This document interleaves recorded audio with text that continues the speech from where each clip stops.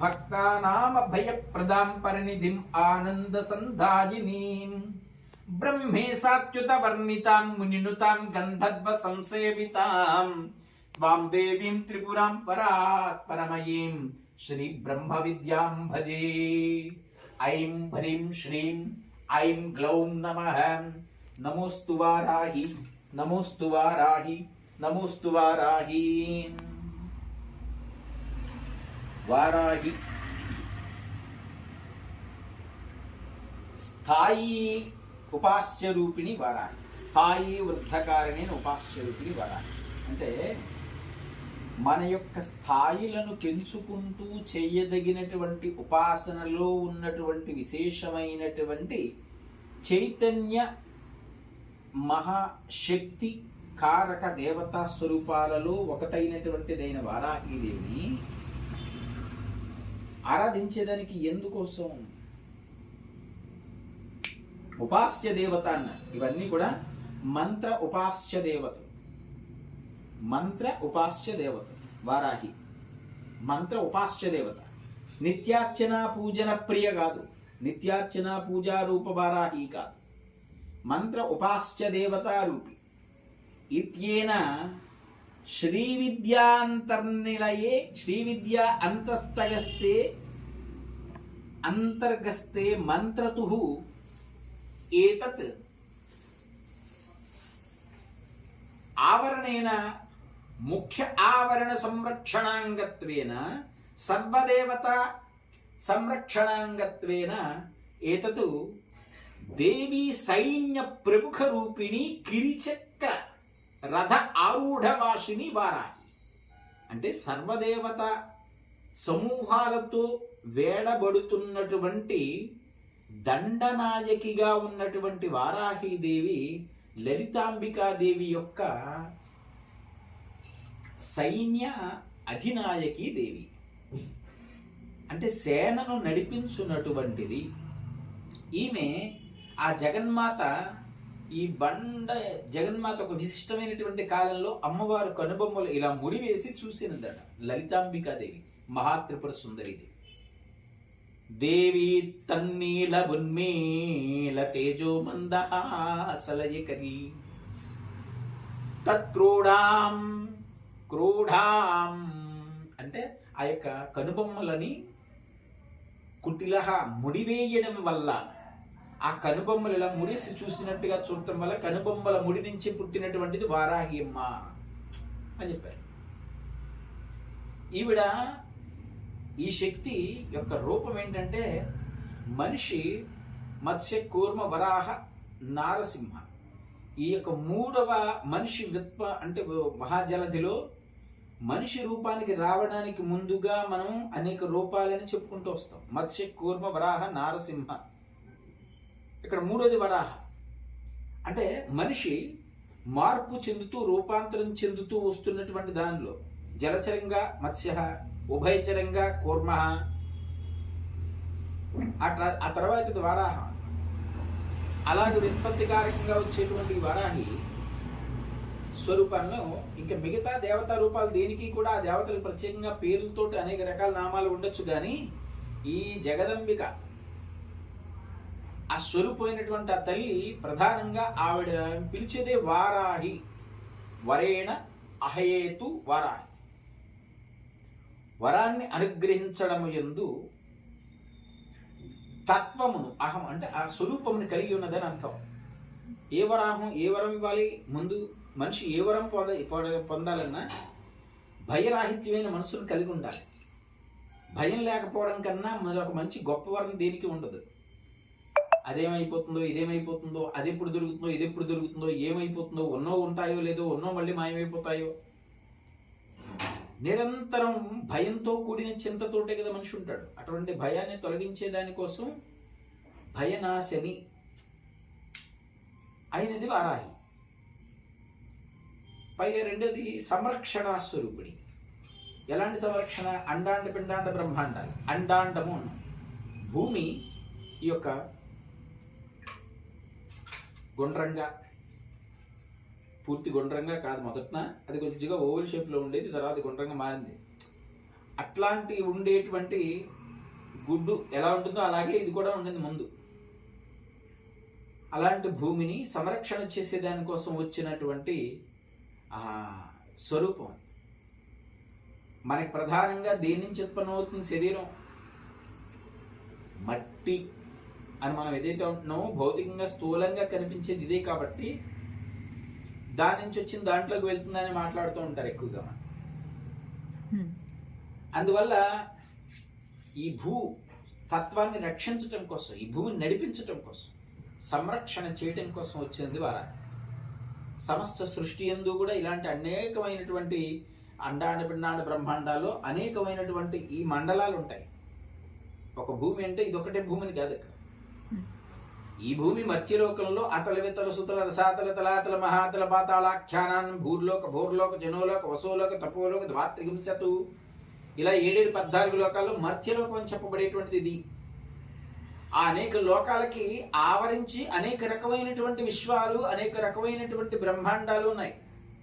వాటన్నిటి సంరక్షణ కూడా చేసేది కాబట్టి మహావారాహి, బృహద్వారాహి అని చెప్పారు. ఈ సంరక్షణ అంతా కూడా ఆవిడ మీద పెట్టింది. ఆవిడ ఉద్భవింపజేసిన తర్వాత అమ్మవారు లలితాదేవి, త్రిపుర సుందరిదేవి. అలాంటి వారాహిదేవి నుంచి ఏం ఫలితాలు వస్తాయి, ఎందుకు చేసేయాలి? ముందు వేలం వేలు వదిలేయాలి మనుషులు. నీ ఇంటి కులదేవత ఎవరో నీకు తెలుసా? నీ గ్రామంలో ఉండే దేవత దగ్గరికి ఎన్నాళ్ళు వెళ్తున్నావు? నీ పట్టణంలో ఉండే దేవత దగ్గరికి ఎన్నాళ్ళకి వెళ్తున్నావు? అసలు నువ్వు గుడికి ఎప్పుడు వెళ్తావు? నీ కోరికలు ఏమన్నా గుర్తొచ్చినప్పుడు తప్ప ఎప్పుడైనా ప్రశాంతం కోసమో లేకపోతే నీలో ఉండే చైతన్య భావ స్పందనలు ఉద్దీపితం చేసుకోవటం కోసం ఎప్పుడైనా నువ్వు ఆలయానికి వెళ్తున్నావా? నీ పిల్లల్ని తీసుకెళ్తున్నావా? నువ్వు ఇప్పుడు కొద్ది గొప్ప ఆలయానికి వెళ్ళడానికి నీ పెద్దవాళ్ళని తీసుకెళ్ళటం వల్ల నువ్వు ఆలయానికి వెళ్ళడానికి కొంచెం ఈ లక్షణం ఉంది. నీ పిల్లల్ని ఎవరు తీసుకెళ్తారు? రేపు గుడికి వెళితే నాకు శాంతి దొరుకుతుందని స్పృహ వాళ్ళకి ఎప్పుడు కలుగుతుంది? నువ్వు కలిగించట్లేదు కదా. వాళ్ళ దృష్టిలో గుడికి వెళ్ళడం అంటే ఏంటి? ఏదైనా కోరికలు మొక్కులు ఉంటే వెళ్ళాలి అనేటువంటిది అలవాటు చేస్తున్నారు. అందువల్ల అసలు మీకు ఇంట్లో ఉండే దేవతల్ని, మీ ఇంటి చుట్టూ ఉండే దేవతల్ని, సాత్విక దేవతల్ని, సభ్య దేవతల్ని, వరదాన దేవతల్ని కొలిచే విధులనే మీరు వదిలిపెట్టేస్తున్నప్పుడు మీకు ఎంతసేపు విశిష్ట దేవతలు కావాలా? మహా విశేష దేవతలు కావాలి. ఆ దేవతల యొక్క శక్తిని తట్టుకునేటువంటి స్థితులు మీకు ఉన్నాయా? ఒక నియమం, నిష్ఠ, విధి, విధానం ఇవేమీ కూడా అనుసరించకుండా, అంటే మీ ఇంటికి సంబంధించి ఒక 240 వాట్స్ పవర్ తోటి ఉపకరణాలన్నీ పనిచేసేస్తాయి. బల్బులు వెళ్తే, ఫ్యాన్లు తిరిగితే, ఏసీలు పనిచేస్తాయి, టీవీలు పనిచేస్తాయి, అన్నీ పనిచేస్తాయి. అది మించిపోయి ఒక 500 వాట్ 1000 వాట్ కూడా మనకు దొరుకుతుంది. దాన్ని కూడా తెచ్చేసుకుందాం అనుకుంటే ఏమవుతుంది? అది దాని వినియోగం ఎప్పుడు అవసరమో, ఎక్కడ అవసరమో అక్కడే దాన్ని వినియోగిస్తాం. అలాగే ఈ శక్తిని తెచ్చుకోవాలంటే ఇప్పుడు ఏదైనా పవర్ దగ్గరికి వెళ్తున్నాం, దాని పవర్ తోటి మనం పనిచేస్తున్నాం అనుకున్నప్పుడు దానికి ఇంత పొడుగు రబ్బర్ బూట్లు, చేతికి ఇంత గ్లోవ్స్ ఇవన్నీ ఇచ్చి జాగ్రత్తగానే ఇచ్చి వాటితో పనిచేసే వాళ్ళు పనిచేస్తారు. పవర్ స్టేషన్లో చూస్తే తెలుస్తుంది. అంటే వాళ్ళు ఆ నియమాలను పాటిస్తున్నారు అక్కడ. అలాగే ఒక శక్తిని నువ్వు ఆరాధన చేయాలంటే ఏ నియమాన్ని పాటిస్తున్నావు? ఆ శక్తిని ఎలా ఆరాధించాలో విధి విధానము ఉన్నాయి. నియమము నిష్ఠ ఉన్నాయి. విధి అంటే ఎలా ఆచరించాలో, ఎలా ఆరాధించాలో తెలుసుకోవడం. విధానము అంటే ఎలా అనుసరించాలో దాన్ని అనుసరించడం. ఆ సమయంలో ఎలా ఉండాలో అని చెప్పేది నియమం. మనసుని చెదరనివ్వకుండా నిలబడి గట్టిగా దానిని అనుసరించి ఇదంతటినీ పూర్తి చేయగలిగేది నిష్ఠ. విధి విధాన నియమనిష్టలను ఎప్పుడైతే అనుసరించినప్పుడే ఏ దేవత అయినా అనుగ్రహిస్తుంది. అలా కాకుండా ఈ దేవతను ఇలా చేయించండి, అలా దేవత అని చెప్పేసి అంత విశేషమైన శక్తులన్నింటినీ కూడా బయటికి లాగేసి ఆ శక్తి అదృష్టవశాత్తు ఇలా చేసే చాలా మందికి ఆవాహనలు అవ్వవు కాబట్టి బతికిపోతున్నారు వీళ్ళు. వాగాడంబరం, అలాగే గృహాడంబరం, జనాడంబరం కోసం చేసే ఆరాధన. నేను ఇది చేస్తున్నాను అని చెప్పి నువ్వు వెంటనే ఒక రీల్ చేసి లేకపోతే ఇంకోటి ఏదో చేసి యూట్యూబ్లోనో మరో ఫేస్బుక్లోనో పెట్టేస్తున్నావు అంటే దేనికోసం ఇదంతా? నువ్వు ఎవరిని మెప్పించాలి? నువ్వు చేసే ఏ పూజ అయినా సరే జనం కోసం చేస్తున్నావా, జనాలకు చూపించడం కోసం చేస్తున్నావా, లేకుంటే నీ కోసం నువ్వు చేసుకుంటున్నావా? నీ కోసం నువ్వు చేసుకున్నప్పుడు ఆ దేవతతో కదా నువ్వు అనుసంధానం అవ్వాల్సింది. ఆ దేవతను కదా ముందు నువ్వు మెప్పించాల్సింది. మరి ఈ జనాలందరికీ ప్రతివాడికి గురువు అయిపోవడమో లేకపోతే ఇంకొకరు ఎవరికో ఉపదేశాలు చేసేయడంలో ఉన్నటువంటి ఆ ఆసక్తి తనను తాను మార్చుకోవటానికో తను ఆ రకమైనటువంటి స్థితిగతుల్ని సాధించుకోవటానికో అలాంటి సాధన మీద దృష్టి పెట్టడానికో ఎందుకుండదు అంటే వీళ్ళెవరికి సరైన గురు మార్గంలో అవగాహన లేదు. ఎవరికి మార్గదర్శనం చేసిన గురువులు లేకపోవటం వల్ల వచ్చిన దౌర్భాగ్యం ఇది ఈ రోజున. ఎందుకంటే గురువు అని మహానుభావుడు, తల్లి తండ్రి గురువు. తల్లి జన్మనిచ్చింది, తండ్రి నడిపించాడు, గురువు మార్గనిర్దేశం చేశాడు.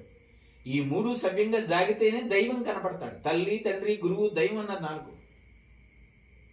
అట్లా లేకుండా ఎలాగొస్తాయి? అలాగే ఈ వారాహి పంచమీ దేవత, పంచమి.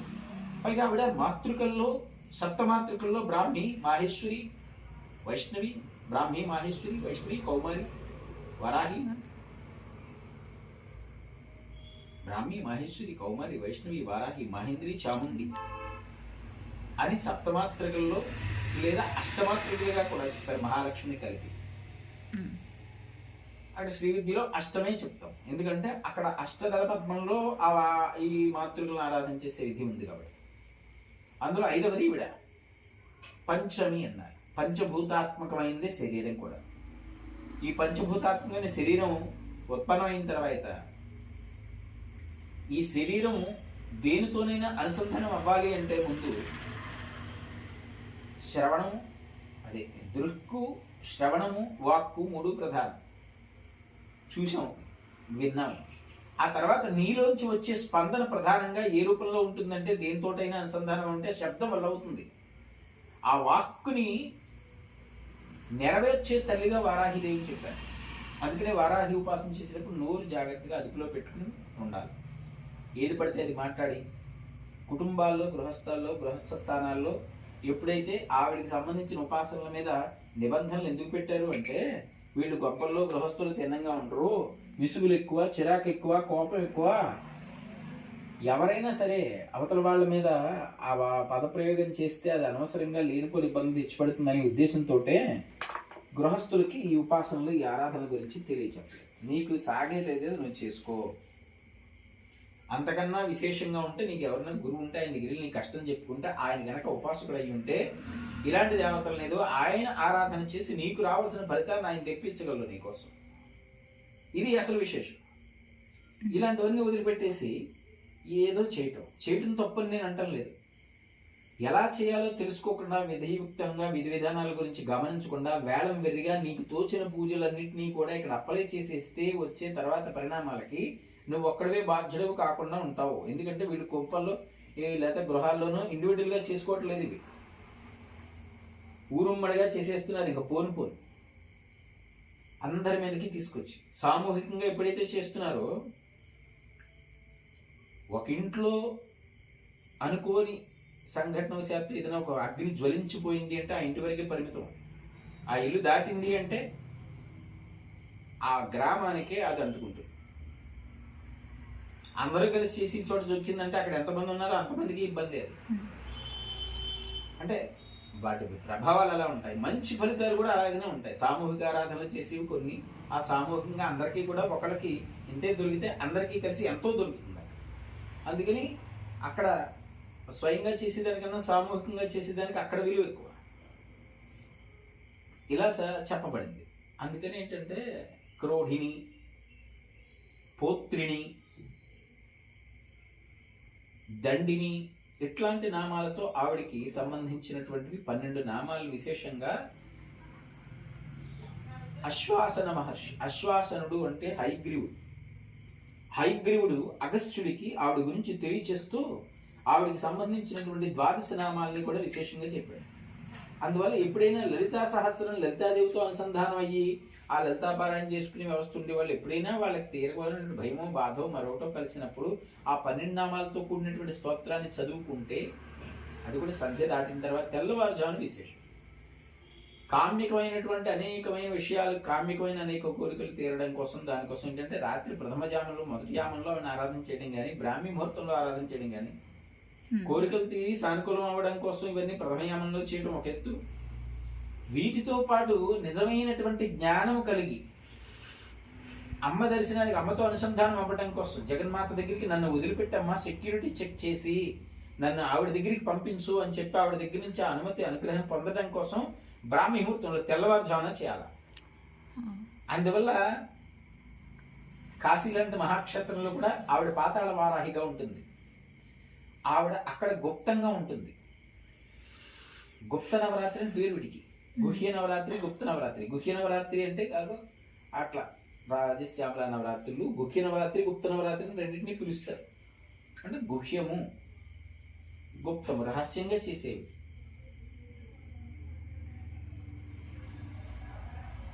ఇష్టారాజ్యంగా చేసేదానికి లేదు. గుహ్యం అంటే రహస్యం. రహస్యం అంటే దేనికి రహస్యం? ఎవరికి రహస్యం? ఎవరైతే విషయాలను తెలుసుకుని సద్గురువులను ఆశ్రయించి వారి ద్వారా ఒక సన్మార్గాన్ని అనుసరించి సాగుతూ ఉంటూ ఆ మార్గంలో గురువు యొక్క ఆయన యొక్క పరిశీలనలో గనక ఏదైనా ఆయన అనుగ్రహిస్తే ఏదైనా ఉపదేశం పొంది ఆ సాధన చేసుకోగలిగి ఇలాంటి వాళ్ళందరూ కూడా వాళ్ళు చేసుకునేవే మిగతా వాళ్ళకి గుప్తములు. వాళ్ళు మిగతా వాళ్ళ దగ్గర చెప్పరు, అందరికీ తెలిసేలా చెయ్యరు. ఎందుకంటే మిగతా వాళ్ళకి ఇవన్నీ అవసరం లేదు. గుహ్యంగా గుప్తంగా ఉంచాలి. ఒక చాలా గట్టి ఆయుధాన్ని ఉపయోగించి పద్ధతి ఉంది. ఏదైనా ఒక ర్యాకెట్ లాంచర్ వాడాలి, లేదంటే ఒక AK-47 లాంటి ఒక గన్ వాడాలి. దానిని గురించి ఆ మిలిటరీలో జాయిన్ అయ్యి ఆ కమాండెంట్ గాను లేకపోతే ఆ పెద్ద స్థాయికి వాళ్ళ ఒక కమాండర్ గాను మరొక దగ్గరికి వెళ్ళి కొద్ది వాళ్ళకి వాటన్నిటి యందు ఎలా ఉపయోగించాలో వాటన్నిటి అంతా ఆ సాధన ట్రైనింగ్ అంతా కూడా ఇస్తారు. అది వాళ్ళకే పరిమితం. ఎందుకంటే వాళ్ళు దాన్ని ఎలా వాడాలి, దేనికోసం అనేది వాళ్ళకి ఒక లక్ష్యం ఉన్నది. దాన్ని తీసుకొచ్చి బజార్లో పెట్టి రోడ్డు మీద పక్కన టెంట్ వేసి, ఒరే బాబు అందరూ ర్యాకెట్ లాంచర్లు ఇలా వాడాలి, లేకపోతే ఇగో ఈ రకమైనటువంటి మిషన్ గన్స్ ఇలాగా ఉపయోగించవచ్చు అని చెప్తాడా? చెప్పరు. అందుకని మిగతా వాళ్ళకి ఆ ర్యాకెట్ లాంచర్ ఉపయోగం గుప్తమైందే, దాన్ని ఉపయోగించే పద్ధతి. ఆ AK-47 వాడేది గుప్తమైందే. ఎందుకంటే వీళ్ళకి అవసరం లేదు. వీడికి ఎప్పుడు AK-47తో అవసరం లేదు. వీడికి ఒక సామాన్యుడైనటువంటి ఒక మానవుడికి జీవించే ఉండే ఒక సివిలియన్కి వాటితో అవసరం ఏంటి? ఆ రక్షించే వాళ్ళకే కదా కావాలి. వాళ్ళు తెలుసుకుంటే సరిపోతుంది ఆ జ్ఞానం. ఇక్కడ కూడా మంత్ర రహస్యాలు, తంత్ర రహస్యాలు, విశేషమైనవన్నీ కూడా ఈ రకమైన ఇంగితాన్ని ఉపయోగించాలన్నమాట. నాకు ఏది అవసరం? నీ గృహంలో శాంతి కావాలి, లక్ష్మి కావాలి, మంచిగా మాట్లాడగలిగితే ప్రపంచం అంతా నీతో ఉంటుంది. అదే మాట చెడ్డగా ఉంటే అది వ్యతిరేకం అయిపోతుంది. అందుకని అలాంటి వాక్కుని, జ్ఞానాన్ని ఇచ్చే సరస్వతి కావాలి. సౌభాగ్యాన్ని ఇచ్చే దానికోసం ఆ అమ్మవారు గౌరీ జగదంబిక అనుగ్రహం కావాలి. చాలదా? నీ ఇంట్లో లక్ష్మీ పూజ చేసుకున్నావు, ఓ సరస్వతిని ఆరాధించావు, ఓ గౌరీదేవిగా అమ్మవారిని కొలుచుకున్నావు. ఇవన్నీ నీకు పూర్వం నుంచి వస్తున్నవిగా. ఈ శక్తులతో పాటు ఆ శక్తుల యొక్క ఆ శక్తుల్ని ప్రకాశింపచేసేటువంటి ఆ స్వరూపాలు పరమేశ్వరుడు, ఆ మహావిష్ణువు, వీళ్ళకి సంబంధించిన పేర్లు వేరుగా ఉంటాయి. గృహశాంతి, రామనామం చేసుకోండి అనేవారు. అలాగే వీళ్ళల్లోనే ఎవరో ఒకళ్ళని కులదేవతలుగాను గృహదేవతలుగాను కొలుస్తూ ఉంటారు. అందుకే గ్రామాల్లో శివాలయం, విష్ణాలయం, గ్రామ దేవతాలయం మించి ఇంకొక గుడికి ఉండేది కాదు. ఇప్పుడు కొత్త గుళ్ళు, రకరకాల గుళ్ళు. ఒక వ్యక్తి కొన్నాళ్ళకు వాడి గుడి కట్టేస్తారు. ఆ తర్వాత ఈ కొత్తగా మంత్రశాస్త్రంలో ఉపాస్య దేవతలుగా ఉపాసన అంటే ఏంటి? నిన్ను నువ్వు అధిగమించి నీ యొక్క లౌకిక వ్యాసంగాలు, వ్యాపారాలన్నింటినీ కట్టిపెట్టి ఏ దేవతా శక్తితో నువ్వు అనుసంధానం అవ్వాలని నీ గురువు చేత నీకు ఉపదేశం చేయబడిన మార్గంలో నీకు లభించిందో ఆ శక్తితో నువ్వు కలవటం కోసం నువ్వు తీసుకున్న నియమాన్ని సాగించేటువంటి క్రమంలో నువ్వు జరిపేటువంటి ప్రక్రియని ఉపాసన అన్నారు. ఆ ఉపాసనలో నియమం, నిష్టం, ఆచారం, విధి, విధానం అన్నీ ఉన్నాయి. అందుకని ఇవన్నీ ఉపాస్య దేవతలు. ఉపాస్య దేవతలతో గృహస్థులకి సంబంధం ఏంటి? మీరు ఎలాంటి ఉపాసన చేయగలరు? గట్టిగా నోరు కట్టుకోగలరా? గట్టిగా నోరు కట్టుకోలేరు, నిద్ర ఆపుకోలేరు, కోరిక ఆపుకోలేరు. మీ అందరికీ ఈ ఉపాస్య దేవతలతో పని ఏంటంటున్నాను నేను. ఆహారం ఎక్కువసేపు అరిగే ఆహారాలు తీసుకోకుండా ఉండాలా, అందుకని చాలా తక్కువగా త్వరగా సరళంగా ఉండే ఆహారం తీసుకోమంటారు. అది ఆహార నియమానికి కొన్ని కారణం. త్వరగా జీర్ణం అయిపోవాలి అంటే పళ్ళు పలాలు పాలు తీసుకోండి, లేదా ఇంకా తక్కువగా ఉడకబెట్టిన పక్వం అంటే పక్వాన్ని అంటారు. అలా అన్నమాట. ఇవన్నీ కూడా చెప్పబడ్డ దీని ఉపాసనలో దాని ఉపవాసం చెయ్యి, ఉపాసన దాని యొక్క వేరే మాట ఉపాసన, ఉపవాసం. ఎవడైనా ఏదైనా దీక్ష తీసుకున్నారు అనుకున్న, ఉదాహరణకు వీళ్ళు దీక్షగా చేస్తారు కదా కొంతమంది, ఇప్పుడు అందరూ వెలగబెడుతున్నారు. దీంట్లో ఎంత త్వరగా ఈ పూజ అయిపోతే మనం వెళ్ళిపోయి మళ్ళా వెళ్ళిపోయి కావలసినవన్నీ మీదడిపోయి తినేద్దామా అనుకునేవాడే తప్ప అలాగా ఆగకుండా ఉండగలుగుతారా? నువ్వు 10 రోజులు చేసావు, లేదా 40 రోజులు ఒక మాల వేసుకుని దీక్ష చేసావు. ఆ 40 రోజులు నీకు అలవాట్లోకి వచ్చేసిన తర్వాత కొన్నాళ్ళు నువ్వు ఇలాగే జీవించగలగాలి కదా. 41 రోజు పూర్తి అవ్వగానే వెళ్ళి రెస్టారెంట్లో పడిపోతున్నావు, లేకపోతే ఇన్నాళ్ళు దీక్ష చేసేసాం కదా నోరు చచ్చిపోయింది వెంటనే అవ్వండి ఇవ్వండి ఆ జీవాల నుండి ఈ జీవాల నుండి అని చెప్పేసి వెంపర్లాడిపోతున్నారు కదా. ఈ కోరికను మీరు ఆపుకోగలరా? నాట్ ఓన్లీ ఏదో నేను దాని గురించి చెప్తున్నాను కదా, ఎలాగైనా సరే విపరీతమైన అలవాటు ఏదైనా చేసి 4 రోజులు ఆపేశాను అనగానే తర్వాత వెంటనే వెళ్ళిపోయి పేపాలు పోసేసుకుంటారు కదా. వీటిని ఇదేమైనా ఆపగలరా మీరు? వీటన్నిటికీ లొంగిపోయిన బలహీనులు మీరు. మీకు ఈ ఉపాస్య దేవతలతో పని ఏంటి? అన్ని కొత్త దేవతలు కావాలి. వారాహి ఓకే, తర్వాత ప్రత్యంగిర, నారసింహి ఆవిడ. ఎక్కడ ఆగుతావు నువ్వు? ప్రత్యంగిర ఉపాసన, వారాహి ఉపాసన మంత్రశాస్త్రంలో తంత్రాగమాల్లో వాటికి విశిష్టతలు ఎంత గొప్పగా చెప్పారో ఏం తెలుసు? వాటి గురించి మీకు ఇందులో ఒకే ఒక విషయం చెప్పాలి. ఇలాంటి ఒక విశేషమైన శక్తులు మీకు త్వరగా ఇవన్నీ ఫలితాలు ఇచ్చేస్తాయి అనుకుంటే మీరు అంత జాగ్రత్తగా ఒళ్ళు దగ్గరెట్టుకుని కఠోరంగా ఆ సాధన ఆరాధన చేసే దేవతను మెప్పించాలి. గృహస్థ విధిలో ఉండే వాళ్ళకి ఇవన్నీ సాధ్యాలు కావనే ఉద్దేశంతో వీళ్ళకి తగిన సాధనలే చెప్పబడ్డాయి. గురువులుగా ఉండేవాళ్ళు వీటన్నిటినీ కూడా మానిటరింగ్ చేసేటువంటి పీఠాధిపతులు ఎవరైతే ఉన్నారో, శంకర భగవత్పాదులు మనకి ఈ కాలానికి ఆయనే జగద్గురు. అట్లా వచ్చిన మరికొందరు ఎవరైనా తీసుకున్నా సరే వాళ్ళు ఏర్పాటు చేసి ఈ మానిటరింగ్ చేసే ఏ పీఠాల నుంచి అయినా సరే మీరు ఇగో వారాహి నవరాత్రులు చెయ్యండి అని కానీ, ప్రత్యంగిరా పూజలు చెయ్యండి అని కానీ, అధర్ణ భద్రకాళి, వారాహి, ప్రత్యంగిర, ధూమావతి, అసలు వీళ్ళు ఇవన్నీ చెయ్యండి అని కానీ ఏ పీఠాధిపతి అయినా మఠాధిపతి అయినా ఈ గృహస్థులకి సమాజానికి చెబుతున్నారా? పోనీ ఏ శాస్త్రమైనా చెప్పిందా? మరి ఎందుకని మీరంతా ఈ కొంపల మీదకి తెచ్చుకుంటారు? దశమహావిద్యలు కావాలా? ఈ వరాహి, ప్రత్యంగిర, దశమహావిద్య. నేను ధూమావతి చేస్తున్నాను అంటాడు ఒకడు. ధూమతో అంటే ఏంటి తెలుసా నీకు? దశమహావిద్యలు కాళి, తార, భువనేశ్వరి, షోడశి, అగలాముఖి, చిన్నమస్త, ధూమావతి, త్రిపుర భైరవి, మాతంగి, కమలాత్మిక. ఇవి దశమహా విద్యలు. విద్య దశమహా శక్తులను ఇక్కడ పిలవలేదు. దశమహా విద్య శక్తిని సాధించడానికి నువ్వు అక్కడ కూడా ఉపాసన చేయాలి. అది శక్తి అని కూడా చెప్పలేదు. దశమహా విద్యలు ఏం చేయాలి? విద్యని అధ్యయనం చెయ్యాలి. విద్య నీకు లభ్యం అవ్వాలంటే ముందు విద్యను అధ్యయనం చెయ్యి. విద్యని తెలుసుకో. విద్యని అధ్యయనం చేయడం వల్ల నీకు జ్ఞానం కలుగుతుంది. ఎలాంటి జ్ఞానం? నువ్వు ఏ దేవత రూపంతో అనుసంధానం అవ్వాలనుకుంటున్నావో ముందు ఆ దేవత యొక్క సరళత, ఆ లక్షణం నీకు అర్థమవుతుంది. ఆ లక్షణం నీకు అర్థమయ్యే జ్ఞానం నీకు కలిగినప్పుడు నువ్వు ఆ దేవతతో అనుసంధానం అవ్వగలుగుతావు. అవేమీ తెలియకుండా, ఇదేం తెలియకుండా ఇచ్ఛా మార్గంగా ఆ భగవద్గీతలో కృష్ణుడే చెప్పాడుగా, శాస్త్ర విషయములను అనుసరించక ఇచ్ఛా మార్గమును ప్రవర్తించువారు సుఖ సంపదలు అందజాలరు, పరమ పదమును పొందచారు. ఇదంతా ఇచ్ఛా మార్గమే. ఎవరు ఇష్టం వచ్చినట్టుగా వాళ్ళు చేశాడు.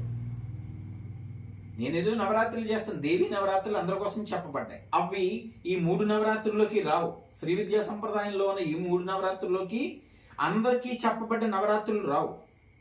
ఈ 3 ఉపాసకులు, సాధకులు మాత్రమే చేయదగినవి. ఇవి శ్రీ విద్య గురుముఖత మంత్ర ఉపదేశాన్ని పొందినటువంటి వారు మాత్రమే చేయదగినవిగా చెప్పబడింది మరి శాస్త్రంలో. వసంత నవరాత్రి, ఈ ఆషాఢ నవరాత్రి, మాఘంలో వచ్చే శ్యామల నవరాత్రి. ఈ 3 కూడా అమ్మవారికి సంబంధించింది. వసంత నవరాత్రి లలితాదేవిది. ఈ ఆషాఢం వచ్చేది దండినీదేవి, దండనాయకీదేవి. ఆవిడ తర్వాతది మాఘంలో వచ్చేది మంత్రినీదేవి, రాజశ్యామలాంబిక. ఇవి ఆ ఉపాసకులు మాత్రమే చెప్పబడిన నవరాత్రులు. మరి అందరికీ ఎలా చేయాలంటే, అందరికీ శరత్కాలంలో, శరత్తు అంటే వెన్నెల, వెన్నెల చల్లగా తెల్లగా ఉంటుంది, జ్ఞానోత్పూరకమైనటువంటిది. ఆ శరద, అందుకనే శారద. శారద అంటే ఏంటి? మంచి జ్ఞానాన్ని అనుగ్రహించేటువంటిది అని. అందుకని శరన్నవరాత్రి అన్నారు. దాన్ని అందరూ చేయండి. దాంతో భయాలు తొలగించి రక్షణ కలిగించే దుర్గగా ఆవిడ ఉంటుంది. ఆ 9 రోజుల్లో మీరు ఆవిడని ఏ రూపంతోటైనా కొలవండి అని చెప్పి అందరి కోసం ఈ శరన్నవరాత్రి చెప్పారు. ఆశ్వేజ మాసం అది చేసుకుంటే ఆ యోగం ఉండి అది చేయగలిగితే సంతోషం. జన్మానికి ఒక నవరాత్రి సరిగ్గా చేసి దానికొకటి ఏదో ఇది లేదు. కానీ ఇక మిగతా ఈ కొత్తవి రాచబడ్డవి రహస్యంగా మాబోట వాళ్ళు ఇంకొకరు మేము ఈ నవరాత్రి చేస్తున్నాం. నేను గత 25 ఏళ్ళ నుంచి చేస్తున్నాను వారాహి నవరాత్రి.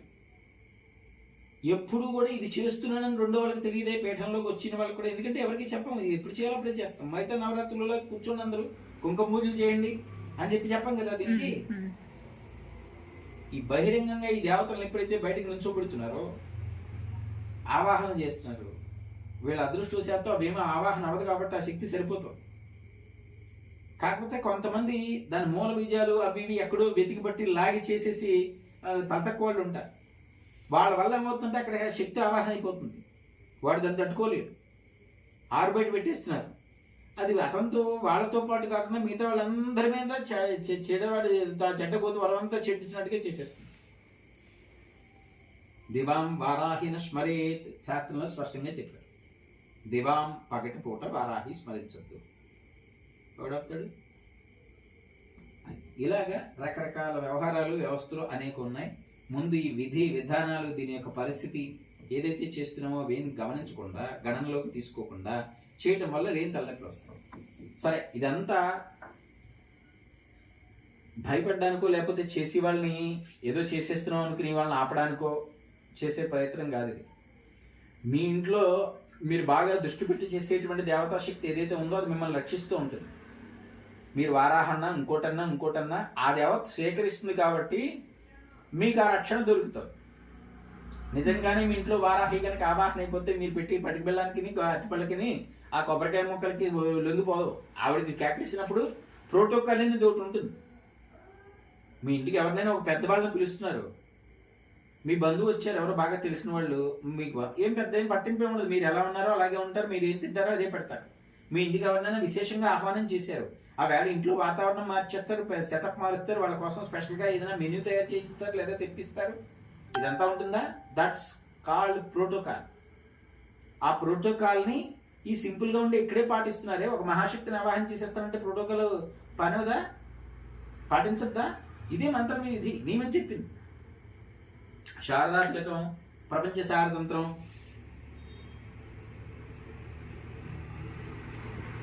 మంత్రమహోదది విద్యారణ్యులు రాసింది.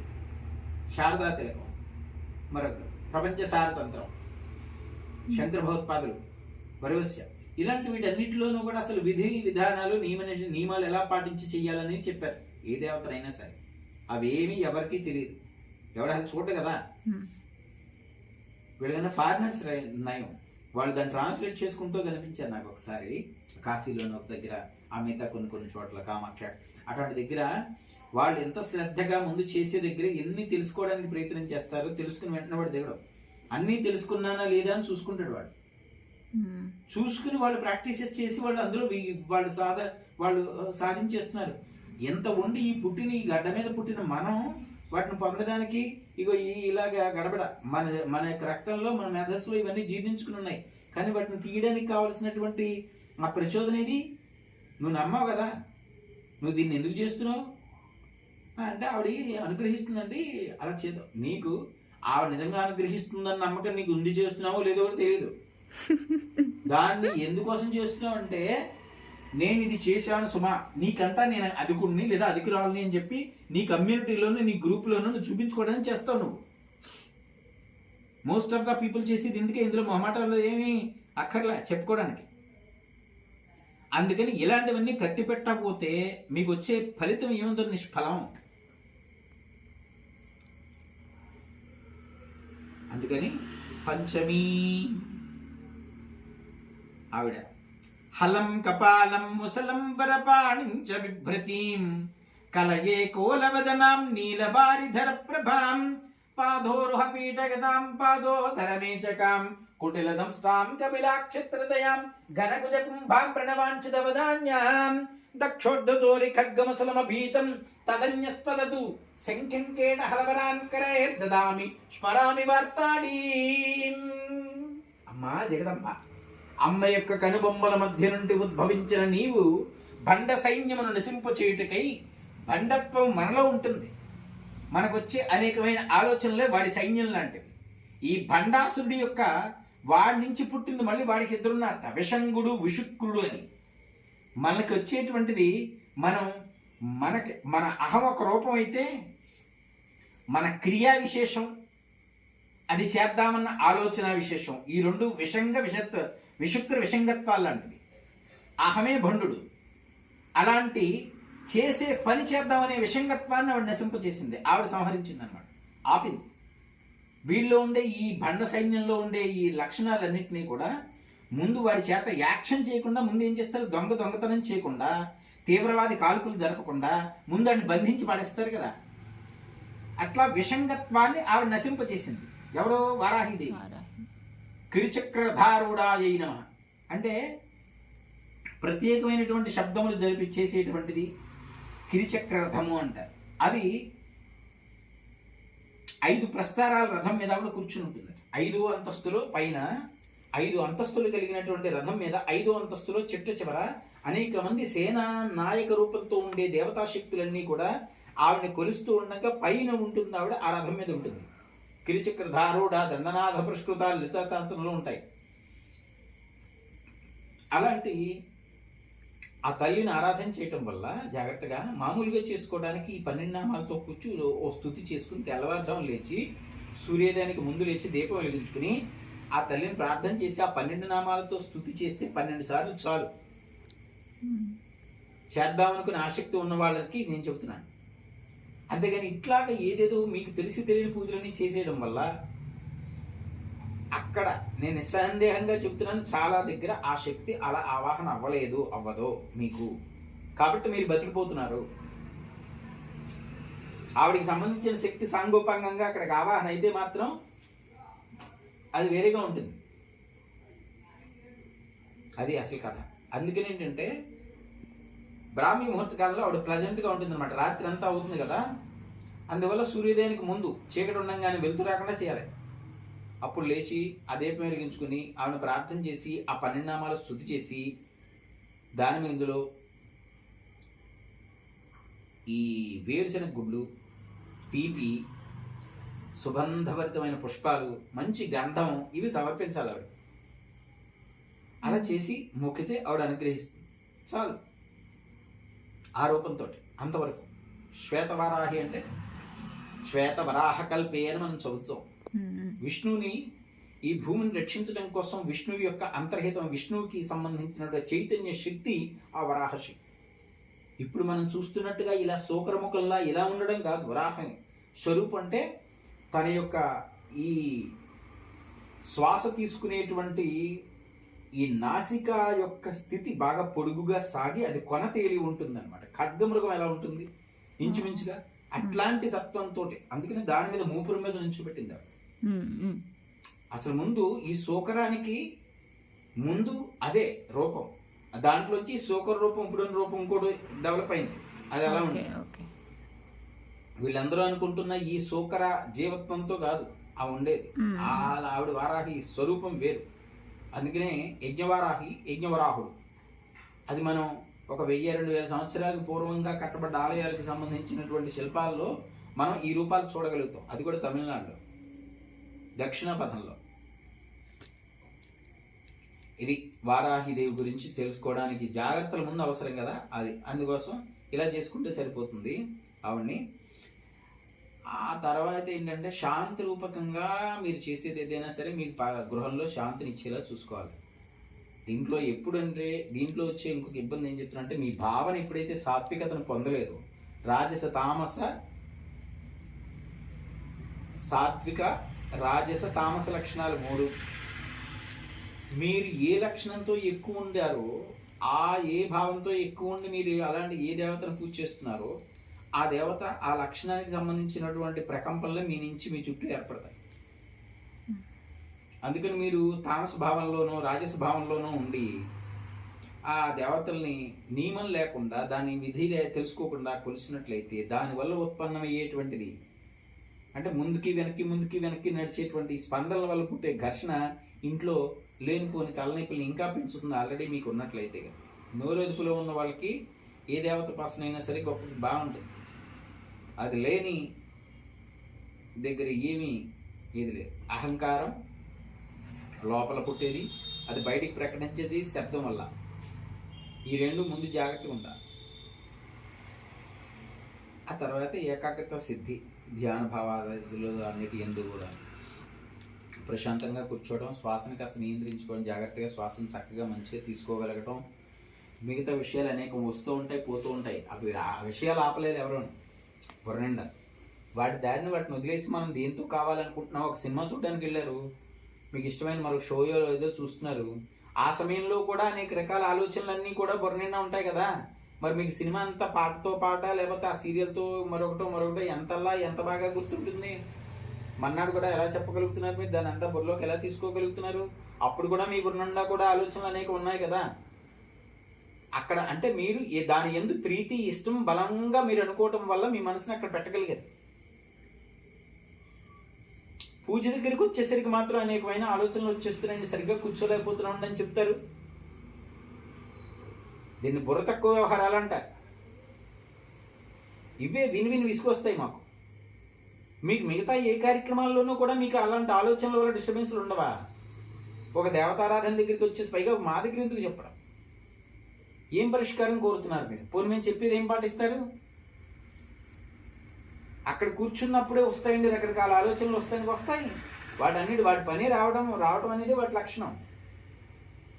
అలాంటప్పుడు అక్కడ కూర్చుని చేసేటప్పుడు అంతకుముందు మీరు ఓ షోలో కూర్చున్నప్పుడు దగ్గర ఏదో చూస్తున్నప్పుడు ఏం జరుగుతుందో అదే ఇక్కడ జరపండి. మీరు ఆ దేవతా శక్తితో అనుసంధానం అవ్వండి.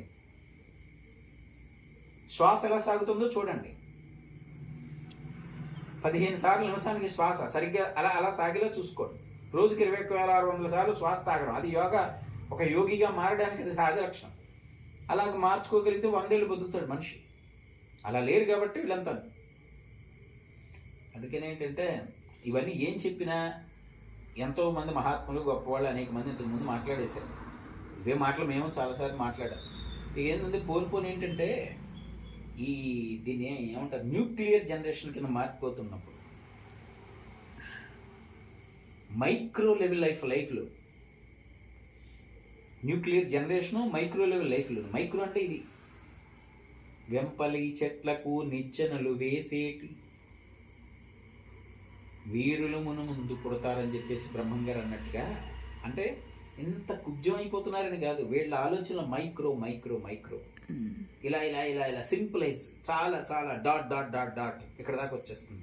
టెక్నాలజీ ఎంతలాగా వచ్చేస్తుంది. ఒక పెద్ద రేడియోలో ఎన్నో వినేవాళ్ళం, దాని నుంచి అలా చిన్నగా మారుతూ చిన్న మెమరీ కార్డులో నీకు కావాల్సిన ఒక 100 పాటలు, ఇంకా చెప్పాలంటే ఒక 500 పాటలు నువ్వు అందులో దాన్ని పట్టుకుని దాన్ని అందులో పెట్టగానే ప్లే చేసేసి ఇలాగ నువ్వు దాన్ని ఎలా తెది మైక్రో లైఫ్. అందువల్ల ఈ వారాహి నవరాత్రుల సందర్భంగా తెలియచెప్పేది ఏంటంటే, విపరీతమైన ఆలోచనలు చేయకండి. దేనికోసం ఎక్కువగా తప్పించిపోకండి. ఒకటి మీ ఎంత లేదా మీ జీవితంలో ఒకలాగా కొంతకాలం తప్పించలేనట్టుగా జరుగుతోంది అంటే అది విధి నిర్ణయించబడింది. దానిని భరించడం నేర్చుకోండి. సహనము, భరించగలిగే శక్తి గొప్పది. అది నిన్ను మరింతగా మెరుగ్గా ఉంచుతుంది. అలా ఉండి ఆ పరిస్థితి నుంచి బయటపడేటువంటి మార్గాన్ని అనుగ్రహించమని చెప్పి భగవద్దేవతను పరదేవతను ప్రార్థన చేయాలి. ఓపిక, సహనము అహాన్ని తగ్గించుకుని ఉండటం, ఇవి ప్రధానంగా ఉంచుకోండి. దేవాలయానికి వెళ్ళినా వెళ్ళకపోయినా, ఏదైనా ఆరాధనలు అవి చేసినా చేయకపోయినా, ఇవి ఇలా ఉండటం వల్ల మీకు రక్షణ, మీకు సౌకర్యం, మీకు మీ అంతఃశాంతి పోదు, మీ పక్కాలకి గొడవ ఉండదు. వాళ్ళు అలా ఉన్నారు కదండి, నేను ఇలా ఏంటి తప్పేంటి, వాళ్ళు అలా ఉన్నప్పుడు నేను ఇలా ఉంటే తప్పేంటి చెప్తా. వాళ్ళు ఎలా ఉంటే నేను ఎలా ఉంటే తప్పేంటి అనడానికి ఒక్కోసారి మనం జంతువులతో పోలుస్తాం. అది చూడండి, కుక్కలాగా మరిగేస్తున్నారు మీదకండి, కుక్కలాగా వచ్చి ఇదిలో పోయి పాములా బస్సులు కొట్టేస్తున్నారండి, కుక్కల్లా వచ్చి మీద పడిపోతున్నారండి. నువ్వే మాట్లాడుతున్నావు, మనిషిని జంతువుగా చెబుతున్నావు కదా, సరే వాళ్ళు వచ్చి పడిపోతున్నారు. నువ్వేం చేస్తున్నావు? 2 నిమిషాల తర్వాత, 1 సెకండ్ తర్వాత నువ్వు అదే పని చేస్తున్నావు కదా. అప్పుడు నువ్వు దాని జంతు కోణంలోనే చూడు. కుక్కలాగే మురుగుతున్నాడు అనుకున్నప్పుడు, కుక్క మురుగుతున్నప్పుడు నువ్వేం చేస్తావో ఆ పని చేయి. అప్పుడు నీకు బాధ ఉండదు. కుక్క మురుగుతున్నప్పుడు ఏం చేస్తావు? దాన్ని తప్పించుకుని వెళ్తావు, ఓసారి దాన్ని విదిలిస్తావు, వెళ్ళిపోతావు. కుక్క వచ్చి నిన్ను కరిచింది కదా, నువ్వు వెళ్ళి కుక్కను కరవవు కదా. మరి మనిషిగా ఉండి నీతో కుక్కలాగో నక్కలాగో పాములాగో బిహేవ్ చేస్తున్న మరొకరితో సేమ్ ఓల్డ్ పని వాళ్ళలాగే నువ్వెందుకు బిహేవ్ చేస్తున్నావు? దానివల్ల నీకు ఎప్పుడైనా ఎలాంటి రక్షణ అయినా దొరికిందా? లేదా దానివల్ల నీకు ఏదైనా విజయం సాధించబడిందా? నీ మనశ్శాంతి పోయింది, నీ శక్తి పోయింది, నువ్వు ఏడుస్తూ కూర్చోవలసి వస్తుంది, గాయపడిపోతున్న మనసు, ఇదంతా జరుగుతుంది. అందుకని ఏంటంటే ముందు ఇవన్నీ ఏం చేసినా ఏం చేయకపోయినా ఈ చెప్పిన లక్షణాలు కాపాడుకో, మనశ్శాంతిగా ఉండండి. ఒకటి వచ్చింది, ఇంక దీన్ని మనకు తప్పదు కొన్నాళ్ళు అనుకున్నప్పుడు, అది ఎన్నాళ్ళనేది భగవంతుడికి తెలుసు. దాన్ని భరించడం నేర్చుకోవాలి. భరించడం, ఓపిక పడ్డం, సహనంలో ఉన్న శక్తి అంతా ఇంత కదా, అది మహాశక్తి. అదే సమయంలో భగవంతుడిని నాకు ఇలా ఉత్పన్నమైన ఈ పరిస్థితి నుంచి నన్ను అనుగ్రహించి కాపాడు, దీని నుంచి బయటపడే మార్గం చూపించండి నేను వేడండి. ఏ దేవత వచ్చి మీకు వచ్చిన సమస్య ఇమీడియట్గా ఇన్స్టెంట్గా జొమాటోలో మీరు బుక్ చేసుకుంటే అరగంటలో ఆర్డర్ వచ్చేసినట్టుగా వచ్చేసి తొలగించే పరిస్థితి ఉండదు. అలా ఎవరైనా చెప్పారు, ఏ గురువు అయినా చెప్పాడంటే వాళ్ళంతా ఆ గురువులందరూ కూడా బోగస్. ఎందుకంటే తమ్మునేసి చూస్తూ ఉంటారు కొన్ని ఒకసారి చూసినప్పుడు, ఇది చేశారంటే గంటలో మీ సమస్యలన్నీ తీరిపోతాయి, ఒక్క ఫోటోలో మీకు అన్నీ ఎగిరిపోతాయి. ఏంటి దేవతలా అవన్నీ, లేకపోతే ఏంటది మీకు ఏంటిది? సమస్య ఒకటి రావడానికో ఒక ఇబ్బంది మీకు కలగడానికో మీరు ఎంత కృషి చేసి ఉంటే మీకు ఆ సమస్య వచ్చి ఉంటుంది. ఇదేంటంటే సమస్య రావడానికి మేము కృషి చేయడం అంటే అని మీకు అనిపించవచ్చు. సమస్య రావడానికి కృషి చేయడం అంటే మీరు కూడా మనసా వాచ కర్మణ 3 రకాలు త్రికరణాల ద్వారా మీరు అంతకు ముందు చేసుకునే కర్మ ఏదైతే ఉందో అది వడ్డీతో కలిసి బరువెక్కిన తర్వాత మీ ముందుకు సమస్య రూపంలో వచ్చి పడుతుంది. ఇది నేను చెప్పింది కాదు, అనాదిగా మన సిద్ధాంతంలో మన పెద్దలు, పూర్వులు, శాస్త్రాలు, ఋషులు అందరూ చెప్పిన మాట. ఇతపూర్వ కృతం పాపం తదనంతర అనుభవోక్తం. అంతకుముందు ఏదైతే చేసావో తర్వాత నువ్వు అనుభవించి తీరవలసిందే. పూర్వజన్మ కృతం పాపం వ్యాధి రూపేణ పీడితం. ఇవన్నీ స్పష్టంగా శాస్త్రాలు, ధర్మాల్లో, నియమాల్లో చెప్పారు. ఇవన్నీ ముందు ఎందుకు చెప్తారంటే ఎదిగే టైంలోనే ఇవన్నీ పూర్వం చెప్పే అదృష్టం మా బోటాలకు ఉందే. మా అమ్మమ్మ, నాన్నమ్మలు, వీళ్ళంటూ ఒక మంచి గురువులు వీళ్ళందరితోటి చూడడం వల్ల అవన్నీ వినున్నాం. అవి కొంత మాకు విచక్షణ పెరిగేసరికైనా బుర్రలో పనిచేయడం మొదలెట్టిన తర్వాత కంట్రోల్ అవ్వడం మొదలెట్టి జాగ్రత్తగా ఉండడం మొదలైపోయింది. దాని సాయం ఈ సాధన పరంలోనూ అనేక దేశాలు, హిమాలయాలు, మరొకటి తిరగడం, అమ్మవారు, దానివల్ల మా ఇది వేరు. కానీ నేను అనేది మిగతా వాళ్ళకి కూడా ఇలాగే చెప్పబడి ఉంటుంది, వాళ్ళు దాన్ని తీసుకోరంతే. అందువల్ల ఏదైనా మీకు సంక్రమించింది, వచ్చింది, ఇబ్బంది పడుతుంది అంటే అది అంతకుముందు మీరు బ్యాంకులో వేసుకున్నది వడ్డీతో కలిపి వచ్చేసింది. ఇప్పుడు ఆ వడ్డీతో సహా అది ఖర్చు అయ్యేదాకా మీకు అది అనిపించవలసిందే. మీ డబ్బు మీదే కదా. ఎక్కడైతే ఒకళ్ళ డబ్బు ఒకళ్ళు తీసుకోవడానికి ప్రయత్నం చేసేస్తూ ఉంటారు, కానీ అక్కడ ఆ దైవ సంబంధమైన బ్యాంకులో వేయబడ్డ ఆ సొమ్ము ఎవరిది వాడే అనిపించి తీరాలి. ఎక్కడైతే సొమ్ము ఇస్తారంటే 100 మంది వచ్చేస్తారు, లేదా ఏమాత్రం దొరుకుతుందంటే మోసం చేసి కొట్టేయడానికి కూడా చూస్తారు. ఈ కర్మ ఫలాన్ని అనుభవించడానికి ఎవడు రాడు. ఇది ఇస్తాను పుచ్చుకో, 100 కోట్లు ఇస్తాను, ఎవడు పుచ్చుకోడు. అందువల్ల ఇది ఎవరి మట్టికి వాళ్ళు అనుభవించి తీరాలి. ఆ అనుభవభోక్తమైన విషయాలను ఎప్పుడైతే మనం సానుకూల దృక్పథంతో, అంటే పాజిటివ్ ఐడియాలజీతో కనుక ఎదుర్కోగలిగితే అది నీకు అనుకూలంగా మారడం మొదలు పెడుతుంది. ప్రకృతి ఇది ఒక వరం ఇచ్చింది.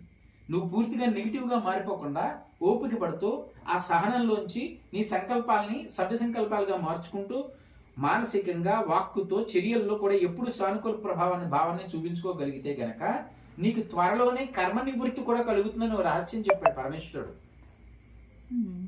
కానీ అలా ఉండడం వీళ్ళ జన్మకి సాధ్యం కాదు. ఆ నిస్పృహ మాటలు, వ్యతిరేకమైన మాటలు, దుఃఖభాజనమైన మాటలు, నష్టపూరితమైన మాటలు, ఏంటండి మా కర్మ ఇంతేనండి, ఏం చేస్తాం, అదండి ఇదండి, వాడు అంతేనండి, లేకపోతే మరొకటండి, ఇంకేం చేయాలని చావాలండి, ఏదో ఒకసారి తీసుకుపట్టదు. అసలు ఇవేం మాట్లాడద్దు, అసలు ప్రకృతి దాన్ని భరించదు. ఏదోనండి అయిందండి, ఎక్కడి నుంచి అయినా బాగుంటుందని కోరుకుంటున్నాను ఇప్పటిదాకా, ఏదో దాని అమ్మవారి భగవంతుడు ఇచ్చిన శక్తి వల్ల దీన్ని భరించగలుగుతున్నామండి. ఇక నుంచి మంచి రోజులు వస్తాయని ఎదురు చూస్తున్నాం. ఆ అమ్మవారు తప్పకుండా నేను కొలిచే పరమేశ్వరుడు లేకపోతే ఆ లక్ష్మీదేవి నారాయణమూర్తి ఆ అమ్మవారు తప్పకుండా మాకు మంచి రోజు ఇస్తుందండి. తప్పనిసరిగా మేము బాగుంటామండి, తప్పకుండా మాకు మంచి రోజు వస్తుందండి, వచ్చి తీరుతుంది, నీ కర్మనాశనం అవుతుంది. అది కదా కావాలా? ప్రకృతి అప్పుడు అలాగని గ్రహిస్తుంది. అదే ఆ తల్లి ఇచ్ఛా జ్ఞాన క్రియాశక్తి స్వరూపిణి. నీకు వచ్చే ఇచ్ఛ, ఆ కలిగే జ్ఞానం, నీ వల్ల చేయబడే క్రియ, అది నీకు సత్ఫలితంగా మారి నీ ముందుకు తీసుకొచ్చే దేవత ఆవిడ. అది అంతర్ముఖంగా ఉండి గమనిస్తూ ఉంటుంది ఆవిడ. బహిర్ముఖంగా నువ్వేం చేస్తున్నా గానీ ఆవిడ అని చూస్తుంది. అంతర్ముఖంగా నువ్వేం పంపుతున్నావో అంతర్ముఖ సమారాధ్య బహిర్ముఖ సుదుర్లభ. ఈ పారాయణ చేసే ప్రయోజనం ఏంటి? దాని యొక్క అర్థం తెలుసుకున్నప్పుడు, దాన్ని అనుసరించినప్పుడు అది. అందువల్ల ఏంటంటే ఈ వారాహ అంటే ఏంటో చాలా మంది అడగడం వల్ల ఇది చెప్పడం కోసం చెప్తున్నాను. లక్ష్మీ బాంబులు లాంటివి. దాని మీద అట్ట మీద లక్ష్మీదేవి బొమ్మ ఉంది కదా అని బాంబు పట్టుకుని లక్ష్మీదేవి కదా అని తీసుకెళ్ళి ఇంట్లో జాగ్రత్తగా బీరువాలో పెట్టుకుంటే వెలిగిన తర్వాత ఉంటుంది. అందువల్ల ఏంటంటే దాన్ని ఎక్కడ ఎలాగా ఉపయోగించుకోవాలో అలాగే ఉపయోగించుకోవాలి. శాంత రూపేణ ఆరాధయ్యత. గృహస్థులకి శాంతి రూపాల్లో ఆరాధన చేసుకోవాలి. లేదు, దాన్ని ఆరాధించే విధి విధానం తెలిసినప్పుడు నీకు గురువు అనుగ్రహం ఉండి ఆ ఉపదేశం ఇచ్చినప్పుడు ఆ గురు ఉపదేశ కటాక్షం చేత ఆ గురు శక్తి నీకు పనిచేస్తూ ఉంటుంది కాబట్టి ఆ దేవత కూడా నీకు అనుసంధానం అయి ఉంటుంది కాబట్టి అప్పుడు నీకు గృహంలో చేసినా మరొకటి చేసినా జాగ్రత్త నోరు మూసుకుని చేస్తావు కాబట్టి ఇబ్బంది. నోరు సరిగా లేని వాళ్ళు జాగ్రత్తగా ఏ దేవతతోటైనా సరే చేసేటప్పుడు జాగ్రత్తగా ఉండి తీరాలి. ఇది విశేషం. ఆ పంచమి పంచభూతేసి పంచసంఖ్యోపచారిణి, ఆ పంచశబ్దానికి కట్టుబడేటువంటి పంచమి అని ఆవిడ పిలుస్తారు. ఆ 12 నామాలు ఉన్నాయి. స్వయంగా హయగ్రీవ స్వామి ద్వారా ఆ అగస్త్య మహర్షి ఉపదేశించబడ్డ నామాలు. వాటిని పంచమి తిథి నాడు శుక్రవారం పంచమి కలిసి వస్తే మరీ మంచిది. ఆ రోజున సూర్యోదయానికి ముందు లేచి ఓ పిండి దీపం పెట్టుకుని, లేదు ఆవు నెత్తితో దీపం వెలిగించి, చలివిడి వడపప్పు పానకం, చక్కగా మంచి వాసన వచ్చే పూలు, మంచి గంధం, ఇవన్నీ అమ్మవారికి సమర్పణ చేసి ఆ 12 నామాలు కూడా పంచమ్యనో దండధన్మో సంకేతన్మో సమేశ్వరినో సమసంకేతన్మో వారాక్యన్మో పోతన్యన్మో శివాన్మో వార్తాల్యన్మో మహాసేనన్మో ఆజ్ఞాచక్రణమో అరిగ్నే నమః, ఇవి 12 శ్లోకం ఉంది. అవితో ప్రార్థన చేస్తే చాలు. అది అందువల్ల దాని విధి విధానాల గురించి మాట్లాడాలి కాబట్టి ఇవన్నీ చెప్పే పరిస్థితి. అంటే అందరూ చేసేసుకుని ఆ తర్వాత కొంతమంది వాళ్ళు ఇష్టం వచ్చినట్టు చేసి దేనికో తలనొప్పులు తెచ్చుకున్న వాళ్ళు కలయిసి వచ్చి మాకేంటని మాట్లాడడం వల్ల వచ్చిన విసుగుతోటి ఇవన్నీ మాట్లాడాలి. అందరికీ మంచి జరగాలనే ఉద్దేశంతో చెప్పడమే తప్ప ఎవరిని వ్యతిరేకించడం కానీ చేసుకునే వాళ్ళ యొక్క భక్తి భావాలను పాడు చేయడం కానీ నా ఉద్దేశం కాదు. ఆ లక్ష్మీప్రదంగా ఆవిడ అనుగ్రహం అందరికీ కలగాలి. శాంతరూపంగా ఆవిడ అనుగ్రహంతో అందరూ ఉండాలి. లోకం సుభిక్షంగా ఉండాలి. భయం తొలగాలి. యుద్ధ బాధలు లేకూడదు. మీ శరీరం అంటే మనసులో కలిగేటి ఇందాక అన్నాను కదా, అంతఃశత్రువులను నాశనం చేయడానికి వారాహ ఉపయోగపడుతుంది. మనలో మనం అదుపు చేసుకోలేనివి ఏవైతే ఉన్నాయో ఆ అదుపు చేసుకోలేనివన్నీ మనకి శత్రువులే మనల్ని పాడు చేస్తూ ఉంటాయి. వాటిని అదుపు చేయడం కోసం వారాహిదేవి అనుగ్రహిస్తుంది. అప్పుడు ఆ అసుర లక్షణాలన్నింటినీ ఆవిడ ధ్వంసం చేస్తే గనక అప్పుడు ఆవిడ మనకి దండనాథినిగా నిలబడిపోతుంది. ఆవిడ కటాక్షంతో మనం ఆ తర్వాత ఆవిడ దగ్గరికి వెళ్ళగలుగుతాం. మంత్రినీదేవి రాజశ్యామల అనుగ్రహం జరిగితే అక్కడ మనం లోపలికి పాస్ ఇవ్వబడుతుంది. సెక్యూరిటీ చెక్ మినిస్టర్ గారు చెప్పారు పంపించండి లోపలికి. వెళ్ళాం. ఆ ఎదురుగుండా ప్రైమ్ మినిస్టర్ గారు ఉన్నారు. ఆయన దగ్గరికి వెళ్ళేటప్పుడు ఆయన దగ్గర మళ్ళీ పర్సనల్ గా సెక్యూరిటీ వింగ్ ఉంటుంది. ఎవరు చెప్పి పంపినా కూడా వాళ్ళు చెక్ చేస్తే గానీ వీళ్ళు లోపలికి వదలరు. అట్లాగా అమ్మవారికి ముందు ఆవిడ ఉంటుంది, ఆవిడికి ముందు ఈవిడ ఉంటుంది. గేయ చక్రధారుడా మంత్రిని పరిసేవితాం గిరిచక్రధారుడా దండనాథ ప్రస్కృతిం. శ్రీచక్రరథ మధ్యస్థాం త్రిపురాం సుందరీం భావయే లలితాం అని.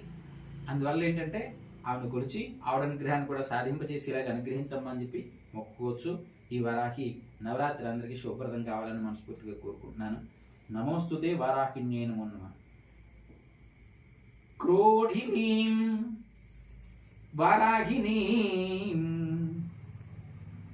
పుత్రిణీం వరాహీం వరదాయినీం వరానుగ్రహకారిణీం. వరశబ్దంతో ఉన్న దేవత ఈవిడొక్కే. ప్రత్యక్షంగా వరశబ్దం కలిగింది ఈవిడే. మరే దేవత, ఏ దేవత ముందు వరశబ్దం లేదు. వారాహి. నమోస్తు వారాహిన్యై నమః.